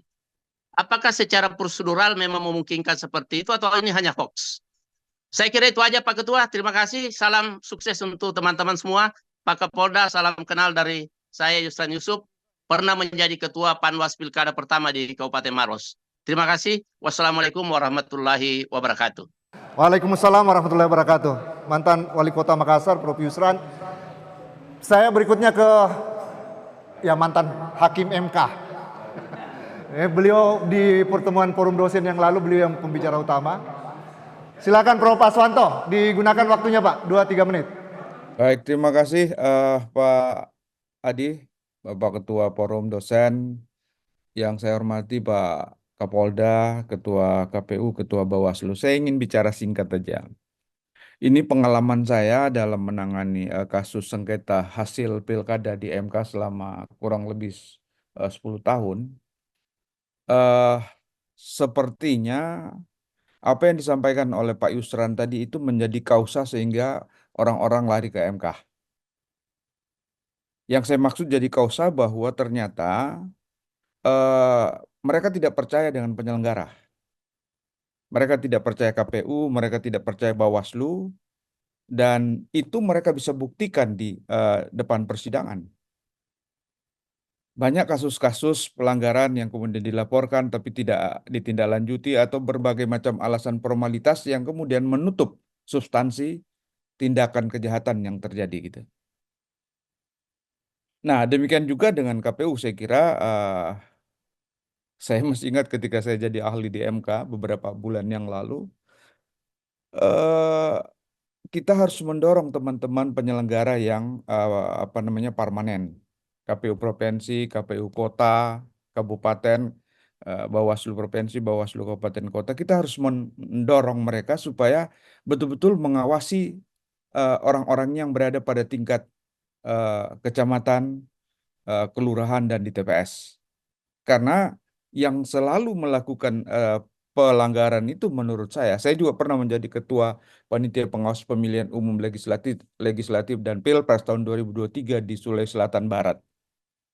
Nah, kita memberi apresiasi kepada teman-teman penyelenggara yang sifatnya permanen. Tetapi kita dorong mereka supaya mengawasi orangnya yang ada di tingkat bawah yang ad hoc. Karena yang selalu yang terdepan melakukan pelanggaran itu adalah yang ad hoc. Dan sepertinya yang permanen itu seolah-olah tidak tahu gitu. Nah, saya kira kesempatan ini adalah pemilu pilkada serentak yang pertama. Kita harus menunjukkan bahwa memang teman-teman penyelenggara itu bisa bekerja secara profesional seperti yang Pak Yusran tadi sampaikan. Karena saya mohon maaf, saya kira kita bisa baca di berbagai media massa bahwa pemilihan umum kali ini adalah pemilihan umum yang sangat karut-marut. Dari sekian pemilihan umum yang sebelumnya, kalau coba di-compare dengan pemilihan umum yang baru saja berlalu, inilah pemilihan umum yang paling karut-marut. Kenapa karut-marut? Terutama penyelenggaranya. Orang dapat 50 ditulis 5. Kalau ketahuan mereka mengatakan, ya kan kami capek jadi nolnya ketinggalan. Ini adalah modus-modus yang terjadi di tingkat TPS, di tingkat kecamatan. Yang mestinya teman-teman di tingkat kabupaten kota, provinsi harus betul-betul memberi atensi terhadap seperti itu. Karena ya selalu ya ini harus dilakukan. Misalnya kalau orang mau bersengketa di MK, mereka mengatakan ini kan harus pelaporannya berjenjang dari TPS ke kecamatannya. Bagaimana mau dilapor di TPS kalau belum ketahuan? Bagaimana mau dilapor di kecamatan kalau belum ketahuan? Nanti di kota ketahuannya. Nah, saya kira saya yakin teman-teman Bawaslu, teman-teman KPU saya kira forum dosen Pak Adi, forum dosen harus membackup teman-teman agar mereka bekerja profesional, seperti yang Pak Yusran sampaikan tadi. Saya kira hanya poin itu yang saya ingin sampaikan, dan tentu kepada Pak Kapolda, ya saya kira sebenarnya kita yang paling tahu itu adalah kepolisian, KPU, Bawaslu, kalau kita mau jujur, yang paling tahu itu kenapa pemilu itu tidak demokratis, mereka yang paling tahu. Tentu kita tidak buka di sini, tetapi kalau kita mau diskusi head to head, saya kira beliau-beliau yang paling tahu apa kausanya sehingga kadang-kadang pemilu itu menjadi tidak sebagaimana yang kita harapkan. Nah, tapi terlepas dari itu sekali lagi forum dosen saya kira harus mendukung teman-teman penyelenggara, teman-teman KPU dan Bawaslu, serta kita harus mendukung Kapolda Sulsel supaya Sulsel menjadi, sekalipun masuk dalam kategori rawan, tetapi saya kira kita harus membuktikan bahwa dugaan kerawanan itu tidak terbukti. Saya kira demikian Pak Adi, saya kembalikan ke Pak Adi. Swanto, ini memang di grup forum dosen Pak Jenderal. Ini salah satu, ini topik yang termasuk banyak memancing, menimbulkan inilah antusias untuk di rating tinggi. Ya, rating tinggi lah di forum dosen. Diskusi kita pada hari ini Pak Kapolda. Siap. Ya, ada Prof. Aswanto, ada banyak sekali nih sebetulnya. Saya agak bingung juga memberikan kesempatan karena ada juga yang di offline. Sebelum saya ke online, saya beri kesempatan dari offline. Ini Prof. Ma'ruf, mantan Bawaslu juga ya dulu ya. Panwaslu pertama ya, mantan Ketua Dewan Etik Universitas Swasta ya. Ya, kooperatif. Ya. Bismillahirrahmanirrahim. Assalamualaikum warahmatullahi wabarakatuh. Mungkin saya 2-3 menit saja Pak, jangan mengambil waktu yang lain. Damai, jujur, adil, demokratisnya pilkada itu ada pada KPU dan Bawaslu. Makanya saya ingatkan, mungkin ada pesan-pesan kearifan lokal kita di Sulawesi Selatan. Lambusu nujin tunu karaeng. Karena kejujuranmu maka kau memerintah. Maka kau jadi ketua KPU, ketua Bawaslu. Kemudian yang kedua, rigatan nujin tunu ada. Karena ketegasanmu itu maka Anda sebagai penyelenggara pemilu. Saya dengan Prof. Aswanto dulu itu saya menggagalkan, maaf, tanda petik, Baramuli menjadi anggota DPD. Saya kerahkan saya punya anggota dari kepolisian itu hari masih ad hoc ada dari kepolisian. Jadi itu. Kemudian Risa Barano jadi guru. Anda juga harus jaga emosi lah, ya, agar supaya trust itu bisa terjadi pada diri saudara. Kemudian isu money politik, saya itu hampir setiap hari itu mengecek itu tukang saya atau tukang yang pernah kerja sama saya, bagaimana sudah dapat, bilang CV ji Pak, sebilangan ji. Saya tanya yang lain berapa? Ruang ji Pak, ruang biji, ruang bilangan ji. Kalau ada limbi 5 bilangan kuali dia bilang. Artinya apa? Fenomena itu tidak bisa dilarang sedemikian rupa karena memang dia bilang memang ini saya punya penghasilan ini Pak. Kalau pilkada itu pilwali ya, pileg itu penghasilan saya. Sehingga saya kira tingkat kerawanan ini juga perlu barangkali kita lihat sedemikian rupa ya. Iya, terima kasih. Assalamualaikum warahmatullahi wabarakatuh. Etik ini.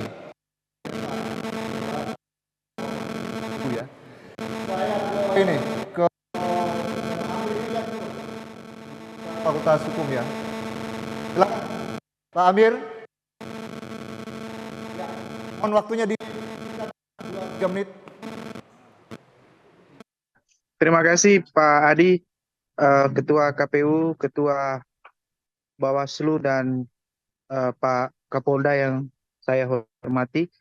Saya hanya ingin mengomentari beberapa hal. Yang pertama, saya mengingatkan KPU Bawaslu saat ini mungkin masih tenang-tenang saja.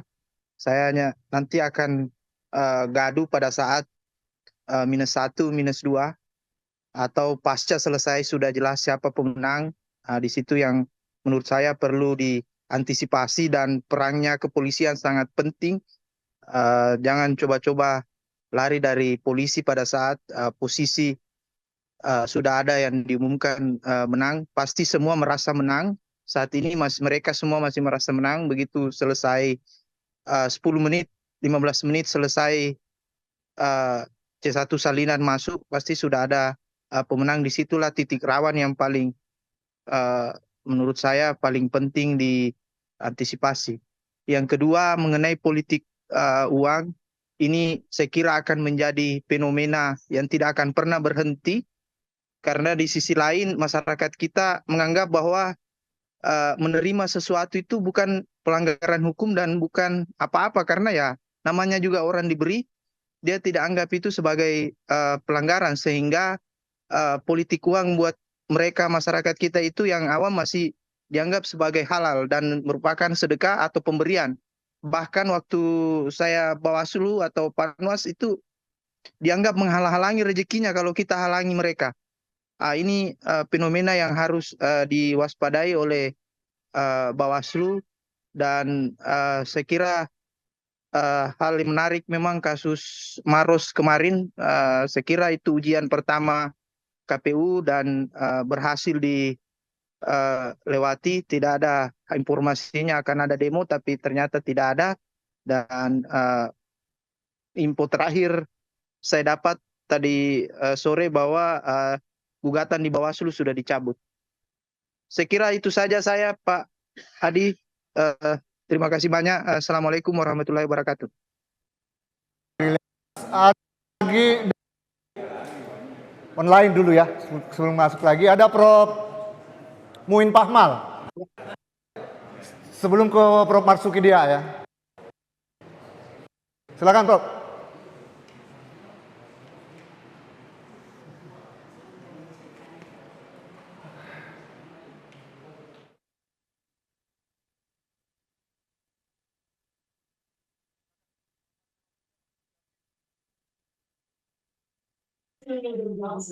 Sampai masih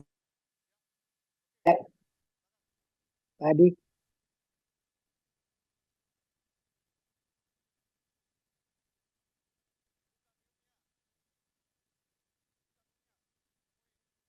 Prof Mui masih mute. Pak.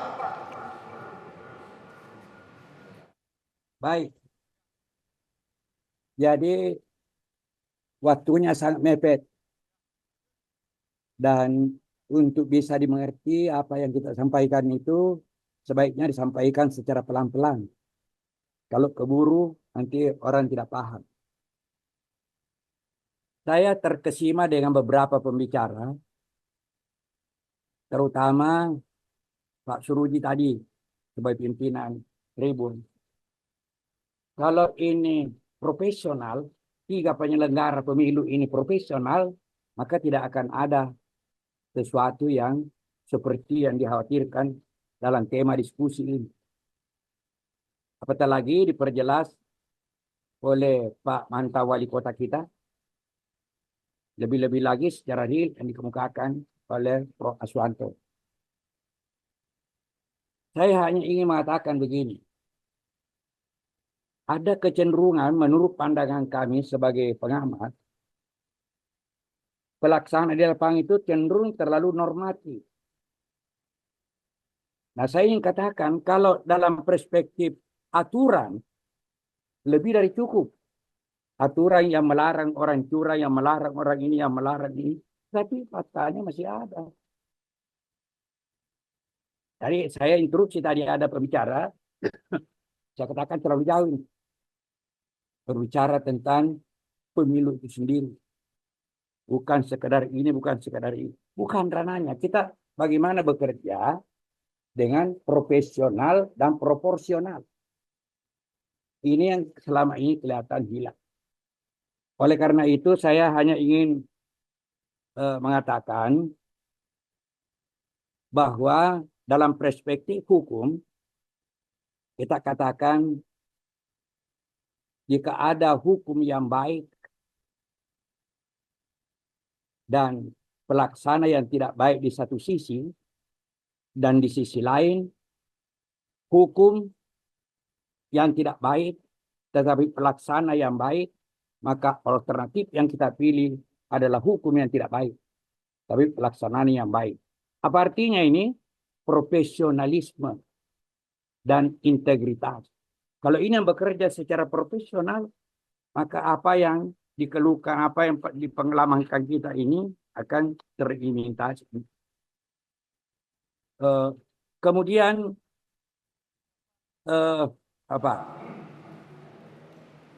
juga ini didukung oleh tagline para pembelajar hukum bahwa berikanlah saya pelaksana hukum yang baik, sekalipun aturan ini tidak baik, maka semua persoalan saya akan selesaikan dengan baik. Nah sekarang, pemilu itu apa?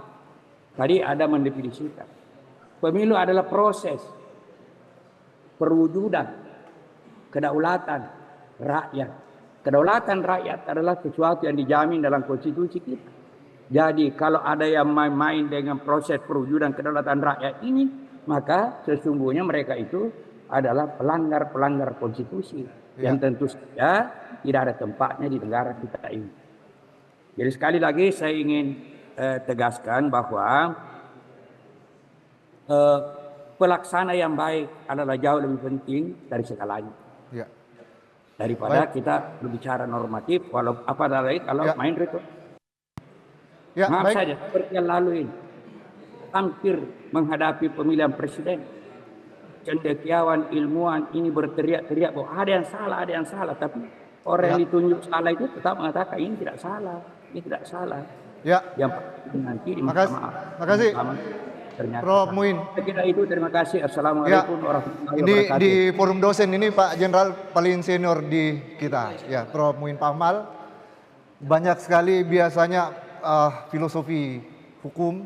Tadi salah satu yang saya kutip, penyelenggaraan sebuah pemilu yang baik itu tergantung pada pelaksana hukum yang baik. Saya ke Prof. Marsuki, ada ekonom kita. Beliau aktif menulis artikel. Prof. Marsuki barangkali, silakan. Prof. Marsuki. Belum. Pak Aswar ya, Pak Aswar Hasan ini juga aktif menulis artikel ini. Oh, Prof. Marsuki silakan, Prof. Kita lewat dulu, Pak. Ke Pak Aswar Hasan. Pak Aswar. Ya. Ada Prof. Sakir Sabara juga yang di sini, atau Pak Prof. Sakir mau beri pendapat? Ini orang dekat kita juga di forum dosen. Ada Prof. Sakir ya. Pak Amir Saya Nisam. ke ini dulu, ke Luring ya. Ada Pak Edi dari Unismo, silakan. Ya Pak Dr. Idam. Ya ini ekonom juga, silakan. Katu. Pak Kapolda, Pak Ketua KPU dan Bawaslu. Jadi saya melihat potensi tidak damai itu ada dalam pilkada kita kali ini ya. Karena sudah secara substansi, filosofi, ini sudah ada pergeseran nilai ya. Jadi dulu kekuasaan itu memang untuk orang banyak. Seperti jadi dalam konteks kekuasaan untuk orang banyak, seperti yang disampaikan Andi Surudi tadi, pilkada itu adalah pesta. Asumsinya siapapun yang berkuasa itu untuk kepentingan masyarakat. Tapi nilai itu kan bergeser sekarang. Kekuasaan untuk kekuasaan. Siapapun yang menang itu untuk kepentingan kelompok, golongan, dan pribadi, bukan untuk masyarakat. Itu potensi konfliknya di situ. Tapi kita syukur apa yang disampaikan Pak Kapolda tadi jalan keluar dari itu saya pikir. Jadi intinya netralitas. Netralitas, kuncinya di situ Pak Kapolda, netralitas. Karena sekarang ini kan ramai-ramai para calon menganggap bahwa saya didukung oleh istana, saya didukung oleh Kapolda. Ini kan berbahaya. Ini berbahaya. Jadi ya netralitas, dan yang disampaikan Pak Kapolda tadi itu perlu sosialisasi kencang. Karena di bawah ini kan saling menjual. Saya ini calon saya ini didukung oleh Kapolda, didukung oleh istana. Ini kan tidak bisa begitu. Ini jadi intinya itu kekuasaan ini bergeser Pak. Jadi Pak Kapolda juga harus paham itu bahwa ini potensinya memang besar. Karena bukan lagi untuk masyarakat, bukan lagi untuk rakyat, tapi untuk kelompok, golongan, dan pribadi. Ini yang terjadi sekarang. Jadi, ya, iya. Jadi sangat pas. Jadi kita perlu di Sulsel ini, dulu kan orang tua kita itu pilkada ini kan hal-hal yang wajar, pesta. Jadi karena ada sedikit sahabat. Pesannya leluhur kita. Erona gaukan ya kiri pemerintah ya. Jadi supra dan infrastruktur itu ada sama pemerintah. Seperti KPU Bawaslu. Pak Jarina Gauka, Nia Kiri, Taujaya. Sukses tidaknya pemilu ini ada di masyarakat. Yang terakhir nilai demokrasinya. Parentai Tawa, Ri Erona. 3 hal ini yang menjadi kunci sukses tidak hanya pilkada kita. Kasih. Lokal ini, beliau Pak Jenderal Pak Andi Aryan ini adalah orang Bugis juga, saya kira paham ya. Sebelum ke Pak Amir, ini dulu. Ya sebelum ke Bapak, waktunya sempit sekali Pak Aminuddin San, ya FKM dan ini Presidium kami Sulawesi Selatan. Silakan. Sebelum Baik, terima kasih Pak ya, singkat, Pak. Moderator, Pak Kapolda, Pak penyelenggara ini dua, ada KPU, ada Bawaslu. Saya hanya satu saja. Mungkin kalau yang lain terkait dengan keamanan, saya mau kenyamanan. Di antara seluruh pelaksana itu, ya, tadi saya dengar itu bahwa satu TPS itu adalah restoran. Mohon dengan sangat kepada apakah Polda, apakah Bawaslu, apakah KPU, tolong diperhatikan pelaksana-pelaksana. Karena pengalaman pemilihan yang lalu itu banyak diantaranya meninggal, terutama yang 2019 ya. Sehingga apa artinya sukses itu dalam hal proses, tapi banyak yang meninggal. Mohon dengan sangat, saya tidak lihat tadi itu ada satupun yang menyinggung terkait dengan kenyamanan para pelaksana, terutama yang di TPS itu. 600 itu bukan waktu yang singkat. Ada kejenuhan di situ, ada keletihan dan sebagainya, sehingga punya potensi untuk bermasalah lagi dalam hal kesehatan. Terima kasih. Assalamualaikum warahmatullahi wabarakatuh. Baik ya, Prof. Ini ada dua. Iya, terima kasih. Pak Kapolda dengan Bawaslu KPU. Ini Pak Dr. Amir Muhyiddin, silakan. Mudah-mudahan pernyataan saya ini tidak kontraproduktif, karena saya ingin mengusulkan kepada Pak Kapolda tidak usah dikawal itu KPU dan Bawaslu. Karena kenapa? Pernyataannya tadi santai sekali menghadapi pilkada serentak ini. Merasa aman-aman sekali. Ditanya oleh Pak Adi, bagaimana perasaannya? Baik-baik saja. Padahal Pak Kapolda sudah mewanti-wanti supaya dikawal oleh 6 polisi, ya. Tetapi saya kira apa yang dikemukakan oleh beliau itu sekedar saja melepas kepengatan atas berbagai intrik-intrik yang terjadi selama ini. Kompensasi seperti itu. Padahal sebenarnya luar biasa. 5 menit terakhir itu kan sangat mencekam itu pilkada ya. Jadi saya kira ya dikawal lah seperti itu. Yang kedua terakhir ini, saya kira saya mengutip apa yang dikemukakan oleh beberapa teman di samping kiri saya ini. Sebenarnya pemilu serentak yang damai kuncinya ada pada salah satu, ada pada 3 orang ini, KPU, kepolisian dan Bawaslu. Kalau ini bersinergi dan berkolaborasi dengan baik, penuh integritas, tidak ada masalah. Pasti damai pemilu dan wartawan tidak perlu pusing. Demikian juga masyarakat ya. Terima kasih. Assalamualaikum warahmatullahi wabarakatuh. Itu poin utama dari terakhir lah. Ini Pak Prof. Sudirman Numba. Ya singkat saja Pak, waktunya ya. Saja mau menegaskan bahwa harapan untuk bisa bekerjanya penyelenggara secara profesional tinggal menunggu dukungan dari Pak Kapolda. Kalau Pak Kapolda bilang tegakkan aturan KPU, Bawaslu, saya kira itu akan berani Pak. Saya kira apa yang menjadi laporan selama ini kepada Bawaslu banyak tidak terproses, mungkin kurang dukungan dari pihak kepolisian. Saya kira demikian Pak, terima kasih. Ewako. Saya terakhir menyapa Prof. Marsuki Dea.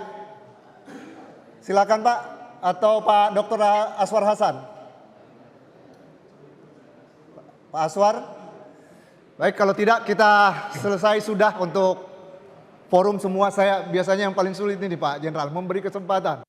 Dan seringkali mengemukakan kecewaan teman-teman kalau tidak diberi kesempatan, sementara waktunya sangat sempit. Alhamdulillah hampir semua sudah berpartisipasi, ya terutama insan pers. Ini beliau mungkin yang pada hari ini posisi yang paling penting ya di dalam diskusi kita. Memang banyak sekali sebenarnya studi yang menjelaskan bahwa keamanan ya pemilu itu sangat ditentukan juga oleh peranan pers, kemitraan terutama dengan penyelenggara dan pihak keamanan. Saya sebelum ke Pak Jenderal yang closing sebentar barangkali, mungkin Jenderal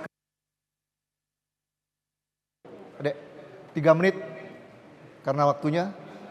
Ya, 3 menit atau 5 menit.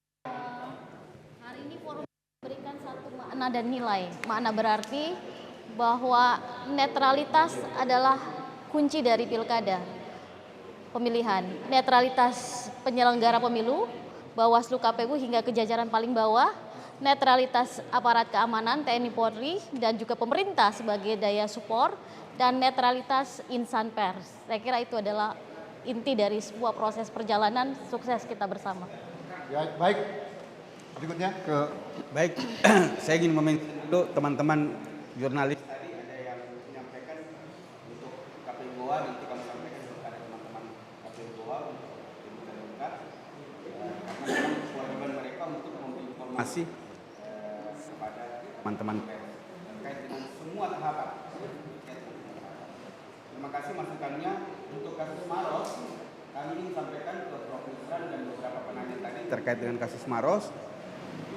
Pada prinsipnya begini, kami penyelenggara ini melakukan semua tahapan ini harus sesuai dengan mekanisme. Terkait bahwa ada informasi bahwa itu informasi bocor lebih awal, itu kami tidak tahu prosesnya seperti apa, tapi yang pasti kami user akhir daripada lembaga yang punya otoritas. Umpama kami bekerja sama dengan pihak rumah sakit, dengan BNN terkait dengan pemeriksaan kesehatan. Apa hasil dari pemeriksaan yang dilakukan oleh teman-teman yang kami nggak bisa melakukan challenge terkait itu. Dan itu sifatnya final. Sama dengan proses kami melakukan verifikasi terkait ijazah bagi para calon. Apa yang dikeluarkan oleh Dinas Pendidikan karena terkait dengan ijazah SMA, karena standar untuk calon itu adalah ijazah SMA, apapun keterangan yang diberikan oleh dinas, kami tidak bisa men-challenge itu.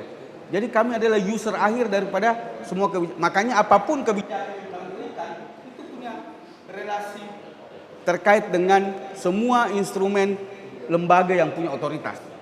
Jadi seperti itu, kami tidak berdiri sendiri menjelaskan itu, tapi apapun keterangan yang diberikan oleh lembaga yang punya otoritas terkait itu, ya sama dengan contoh dengan posisi debat nanti, debat calon, kami akan mempertanyakan sama kepolisian, bagaimana terkait dengan debat, bisakah kami melaksanakan debat ini di daerah atau tetap di provinsi? Yang akan membuat hitung-hitungan pengamanannya itu adalah kepolisian. Apapun yang disarankan oleh kepolisian itu yang kami ambil. Jadi KPU posisinya seperti itu sebenarnya. Saya ingin sampaikan KPU ini pelaksana teknis yang melakukan pengawasan teman-teman Bawaslu. Jadi kami menyiapkan semua rule-nya secara teknis, mempersiapkan semua dengan aturan yang dengan prinsip semangat peraturan dan perundang-undangan yang mengikat kami. Jadi itu prinsipnya. Terus yang lain saya ingin sampaikan terkait dengan integritas. Saya ingin kita berpikir sama-sama. Ini proses perhitungan suara, ada saksi partai politik. Oke, ya. Satu pun suara bergeser akan ribut di situ, Pak. Terus kenapa tiba-tiba semua selesai itu jadi omongan? Ada saksi partai politik, ada teman-teman Bawaslu di dalam, semua bisa dilihat. Apalagi dalam perhitungan suara di tingkat kecamatan sudah lain, Pak. Tapi tiba-tiba semua dianggap ada pergeseran suara dan lain-lain. Oke, ada kasus bisa dibuktikan di sekian persen daripada semua proses yang kita lewati. Makanya sekali lagi saya sampaikan, melihat pemilu ini tergantung perspektif. Kalau dari awal kita sudah curiga sama yang namanya penyelenggara, sampai isinya. Tapi kalau kita melihat bahwa ada proses di dalam, ada dinamika yang ada di dalam, ada saksi partai politik yang berproses, dan juga posisi mereka tidak mau dicurangi, pasti kita akan melihat bahwa proses yang ada di sini sangat dinamis dan kita bisa bertanggungjawabkan. Itu tahapan secara berjenjang, makanya apalagi pemilihan secara voting ini itu kan belum kita pilih sebagai solusi hari ini. Karena kenapa? Prinsip perhitungan secara berjenjang mulai dari TPS ke PPK ke kabupaten. Ini tingkat partisipasi juga ikut terlibat di sini. Ada upaya partisipasi dari semua, baik pemilih maupun peserta, khususnya peserta. Karena peserta punya punya saksi di setiap tahapan kita ingin mengambil kebijakan. Makasih Pak Ketua KPU. Saya lihat ini kita di pelataran lantai 1 Tribun Timur. Dan biasanya kita di ruangan redaksi. Dari sini sudah kelihatan mulai gelap. Kita segera menutup, tapi mohon dimanfaatkan dengan baik Pak Jenderal. Ini sebetulnya sangat tergantung mungkin dari statement-statement Bapak untuk kita semua di Sulawesi Selatan. Bagaimana penyelenggaraan pilkada nantinya ini bisa berjalan dengan damai, ada perlindungan keamanan dan kepada penyelenggara dan pers. Mungkin itu poin penting Pak. Baik, terima kasih. Yang pertama kepada teman-teman jurnalis, kalau mungkin kita setback lagi ke belakang, pada saat pertama kali saya datang di sini, ada satu kasus yang melaporkan teman-teman jurnalis. Ini yang pertama kali saya selesaikan. Jangan dibawa ke pidana. Saya kirim itu ke undang-undang pers. Silakan pers yang undang-undang pers yang memutuskan, lihat kalau memang di situ diputuskan oleh Dewan Pers bahwa ada pidana atau pelanggaran etik, monggo tetapkan. Terus kami bereskan. Menurut kami itulah salah satu wujud komitmen Polri dalam berkolaborasi, dalam sinergi dengan teman media. Kemudian yang kedua, pada saat kunjungan Bapak Wakapolri beberapa saat yang lalu, pada saat sebelum Pilpres ya, itu teman-teman media saya kumpulkan dalam satu lokasi tertentu untuk berinteraksi langsung dengan Bapak Wakapolri. Oh ya. Langsung Pak, langsung. Kemudian ada beberapa masukan pada saat itu, susahnya berkomunikasi dengan Polres, susahnya membangun komunikasi dengan satuan kewilayahan. Lalu kami langsung mengambil satu langkah langsung pada saat itu juga Prof. Kita bikin grup, teman-teman media dari situ, para kasih humas ada di situ. Saya sendiri ada di dalam grup itu Pak. Artinya kalau misalnya ada pertanyaan dari teman-teman media, kalau tidak direspon oleh kasih humas, kan saya sendiri yang langsung telepon Kapolres, woi respon. Itu ada pertanyaan dari teman-teman media. Ya. Seperti itu Pak. Iya. Kira-kira wujud daripada kolaborasi bersama kami dengan teman-teman media untuk menjamin tersedianya informasi yang dibutuhkan oleh teman-teman media. Kemudian terkait dengan penyelenggaraan pilkada. Dalam kesempatan kali ini lagi kembali lagi disampaikan bahwa netralitas adalah harga mati bagi Polda Sulsel di dalam penyelenggaraan pilkada. Tetapi dalam kesempatan ini saya juga ingin menyampaikan para calon juga jangan usahlah dekat-dekati KPU, jangan usah dekat-dekatin siapa. Lalu kan masing-masing sudah memiliki partai pengusung, silakanlah mereka. Silakanlah gunakan perangkat yang ada. Tidak usah datang merayu-rayu KPU misalnya ini. Tolonglah dibantu atau mungkin datang ke mana? Ke Polsek. Tolonglah dibantu. Karena ya kita bilang tidak ada, faktanya ada, Pak. Oh, begitu. Kami rasakan itu. Kami rasakan itu. Kalau kami bilang tidak ada, munafik namanya, Pak. Faktanya ada. Dan justru itu dalam kesempatan ini kami sampaikan, tidak usah lakukan itu. Jangan hanya menuntut penyelenggara netral, kemudian Bawaslu netral, tetapi pesertanya malah cawe-cawe, berupaya. Kira-kira seperti itu yang sebagai closing statement kami.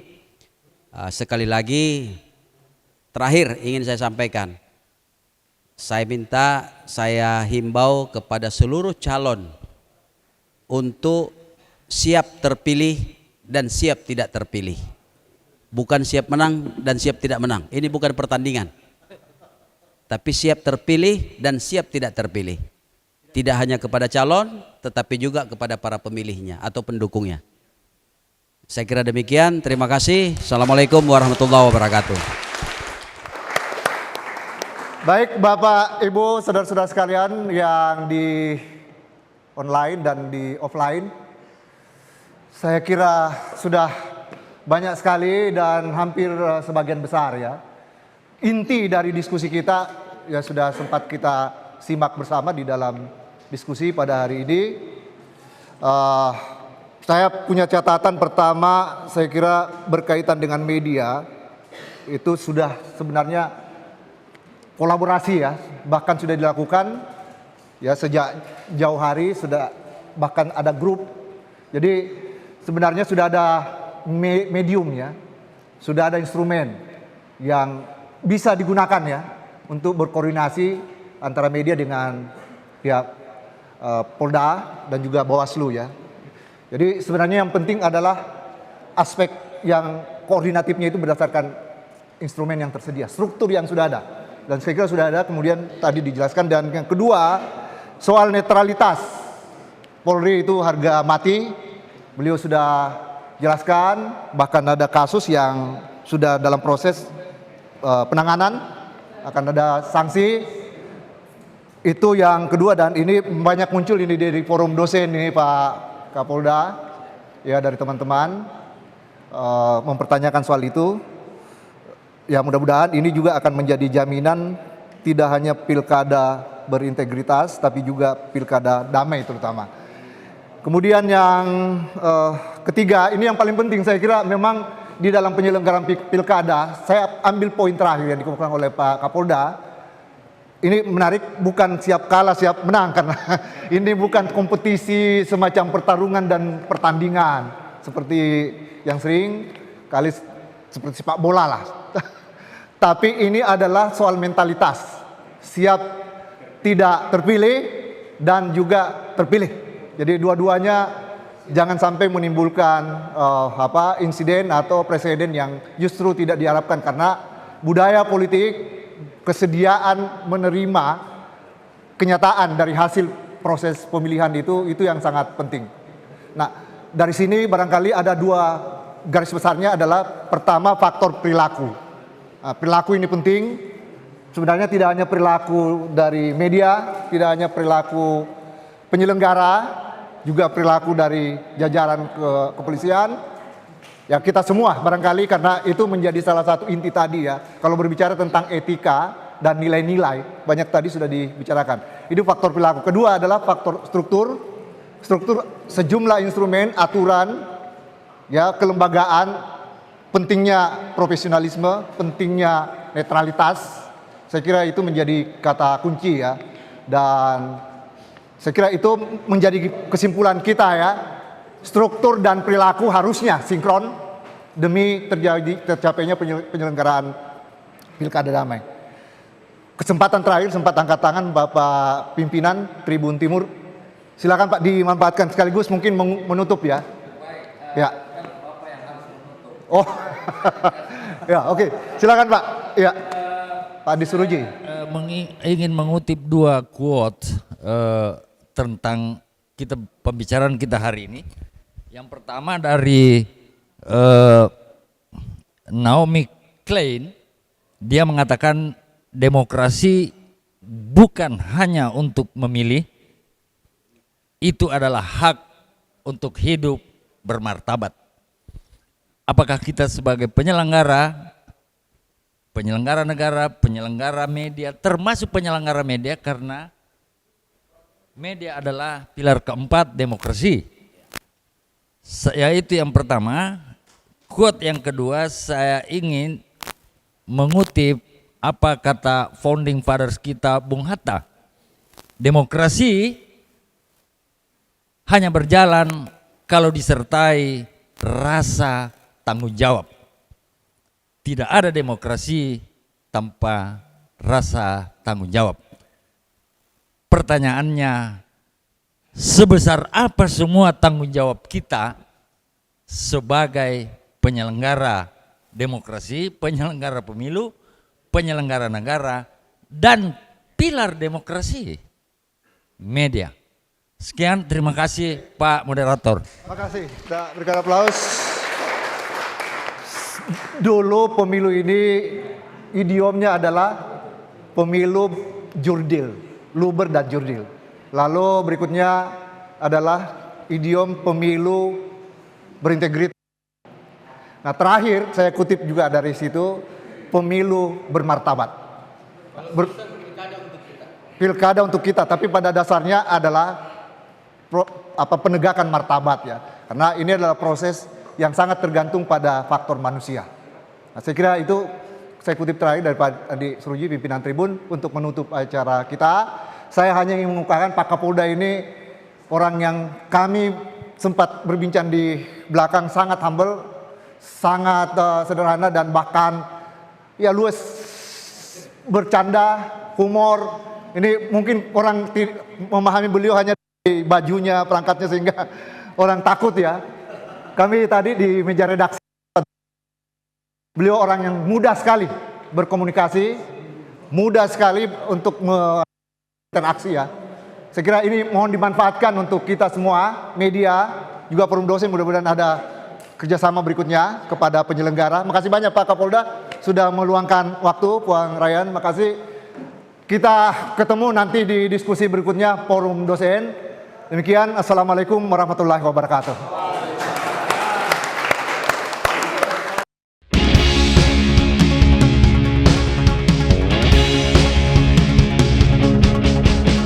Siapkan suaramu untuk memilih, gunakan hak pilihmu dengan hak